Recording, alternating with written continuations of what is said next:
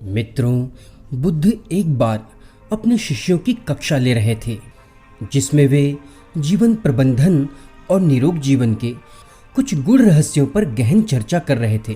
तभी उस नगर के एक बहुत बड़े धनी सेठ ने आश्रम में प्रवेश किया। वह सेठ कुछ परेशान लग रहा था।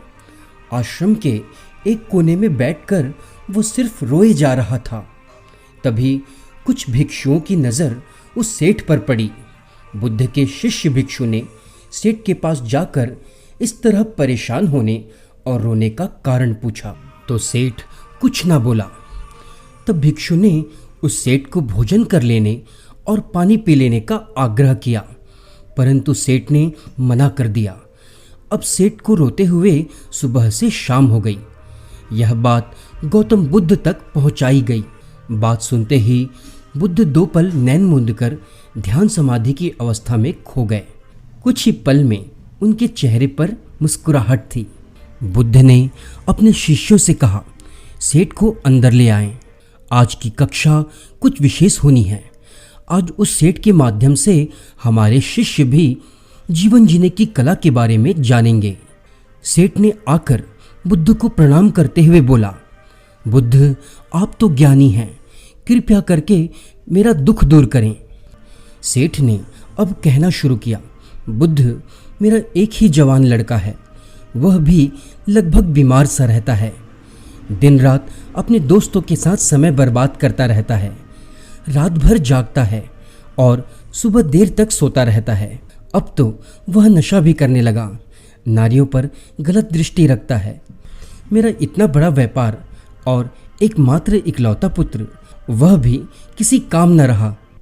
बस यही बात मुझे दिन भर सताए जाती है। बुद्ध, कृपया करके मेरा मार्गदर्शन करें। बुद्ध ने कहना शुरू किया, मैं तुम्हारी समस्या का समाधान कर दूंगा। कल जब तुम्हारा पुत्र घर पर हो तो मैं और मेरे शिष्य तुम्हारे घर पर आएंगे। तब तुम्हारा पुत्र बिल्कुल सुधर जाएगा। ऐसा अद्भुत आश्वासन पाकर सेठ खुशी से नाच उठा। अब वह बुद्ध और उनके शिष्यों की अपने घर पर प्रतीक्षा करने लगा। अगले दिन बुद्ध और उनके शिष्य सेठ के घर पहुंचे। सेठ के लड़के ने जब देखा कि स्वयं बुद्ध उनके घर आए हैं तो वह भी बहुत खुश हुआ। बुद्ध के शिष्यों का व्यक्तित्व बड़ा ही सुंदर था। सुंदर सुडौल शरीर, चेहरे पर तेज और होठों पर मुस्कान। सेठ के पुत्र ने जब ऐसा सौंदर्य देखा तो वह अंदर से लज्जित होने लगा। उसे लगने लगा कि काश ऐसा ही मैं भी बलवान होता, पर दुर्भाग्य से मैं तो बीमार रहता हूँ। अब सेठ का पुत्र बुद्ध के चरणों में गिर पड़ा, बोला, कृपया गुरुदेव, मुझे भी बचा लीजिए। मैं बहुत अभागा हूँ, बीमार सा रहता हूँ, मेरा जीवन व्यर्थ हो चुका है। अब तो आप ही मेरा सहारा हैं। तब बुद्ध ने सेठ के पुत्र से बोलना शुरू किया, यदि तुम भी चाहते हो कि तुम्हारा जीवन मेरे इन शिष्यों की तरह हो जाए तो मेरे इन 5 बातों को गांठ बांधकर रख लो।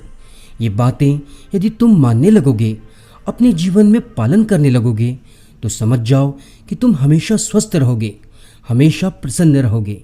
मेरे बच्चे, यदि तुमने इन 5 बातों का पालन कर लिया तो तुम हमेशा स्वस्थ रहोगे, तुम हमेशा प्रसन्न रहोगे, तुम्हें कोई भी रोग छू तक नहीं पाएगी और तुम अपने जीवन का आनंद उठा पाओगे। इन 5 बातों में जीवनदायिनी शक्ति है। जो भी इन 5 चीज़ों का पालन करेगा वह हमेशा स्वस्थ रहेगा, प्रसन्न रहेगा, निरोगी जीवन जिएगा। पहली बात है, सुबह जल्दी उठो और इसे अपना नया जन्म मानो। सफल व्यक्ति हर दिन सुबह अपना एक नया जन्म मानकर अपना जीवन जीते हैं। तुम भी जब उठो तो उसे अपना नया जन्म मानो। उस दिन को पूरे उत्साह के साथ जियो, नए कार्य करो, हर कार्य को ईमानदारी से निभाओ, जीवन को अनमोल समझो, अच्छे कार्य करने का संकल्प लो।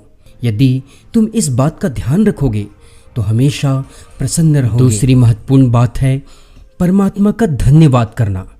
जब तुम सुबह उठो तो परमात्मा का धन्यवाद करो कि उन्होंने तुम्हें इतना अच्छा जीवन दिया है। इस संसार में ऐसे कई लोग हैं जिनके पास न तो साधन है न सुविधा, लेकिन परमात्मा ने तुम्हें सब कुछ दिया है। सुंदर शरीर, सुंदर घर, सुंदर नाते रिश्ते, और इसके लिए तुम परमात्मा का सदा धन्यवाद करो। और तीसरा है, तुम जब सुबह उठो तो अपने आंतरिक शरीर की शुद्धि के लिए की रात्रि को तांबे के पात्र में पानी रखकर उसे सुबह पियो। जब तुम सुबह उषा पान करोगे, तांबे के पात्र में रखा हुआ पानी पियोगे, तो तुम्हारे शरीर के विषाक्त द्रव्य शरीर से बाहर आ जाएंगे। तुम्हारे अंदर के पुर्जे अधिक क्षमतावान, बलवान महसूस करेंगे। तुम में एक नई शक्ति, नई चेतना का जागरण होगा। अगला है, कुछ न कुछ निशुल्क, निस्वार्थ सेवा का कार्य जरूर करो। दिन भर अपने कामकाज, पढ़ाई के बाद कुछ न कुछ सेवा का कार्य जरूर चुनो। तुम इसे प्रतिदिन या साप्ताहिक कर सकते हो। अपने आसपास के चिकित्सालय में, वृद्धाश्रम में या गरीब बच्चों को पढ़ाने में अपनी शक्ति खर्च करो। यदि तुम निस्वार्थ, निशुल्क सेवा दे पाओगे तो तुम महसूस करोगे कि तुम पहले से अधिक खुश हो। तुम्हारे मन में अद्भुत शांति और संतोष आ गई है। और पांचवा बहुत ही महत्वपूर्ण है, रात्रि में जब तुम शयन करने जाओ तो उसे अपनी मृत्यु की तरह मानो। हमसे जो भी त्रुटियां दिन भर हो गई हैं उसके लिए परमात्मा से क्षमा मांगो और उसे ना दोहराने का संकल्प लो। इसके लिए परमात्मा से शक्ति मांगो और जो भी कार्य तुमसे अच्छा हुआ उसे रात्रि को परमात्मा के चरणों में सौंप दो और उनकी गोद में चैन से सो जाओ। मेरे पुत्र, ये 5 बातें अनुपम वरदान हैं उनके लिए जो सफल जीवन जीना चाहते हैं। हमें आशा है ये वीडियो आपको पसंद आई होगी। यदि हमारी ये वीडियो आपको पसंद आई हो तो हमारे चैनल को सब्सक्राइब करें, इसे अन्य लोगों तक शेयर करें और कमेंट ज़रूर करें। तो मिलते हैं जीवन की कुछ अन्य शिक्षाओं को लेकर अपने अगले वीडियो में। तब तक के लिए जय हिंद, जय भारत।